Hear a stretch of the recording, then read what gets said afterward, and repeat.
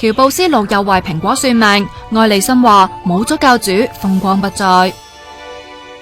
我哋見過有喬布斯嘅蘋果，我哋見過冇喬布斯嘅蘋果。講到咁灰，又唔係冇道理噶。85年喬布斯拳鬥輸咗，離巢11年，蘋果就一度面臨破產。同喬布斯識咗25年嘅美國第3大富豪埃利森接受美國傳媒訪問嗰陣，形容老友就好似愛迪生同畢加索嘅混合體，係神奇嘅發明家。愛莉森話喬布斯係佢認識嘅人當中最強壯、最有意志力嘅一個。我哋以前成日一齊散步，但到臨終前佢只行到4條街咋。最後喬布斯厭倦搏鬥，厭倦痛楚，決定唔再食藥，隔咗幾日就離世，享年56歲。家陣蘋果連最賺錢手機製造商嘅地位都俾三星搶走咗。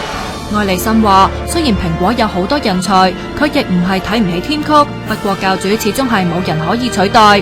愛莉森又話 Google 寫 Android 程式嗰陣，盜用咗自己間公司甲骨文嘅 Java 工具，行為絕對係邪惡啊！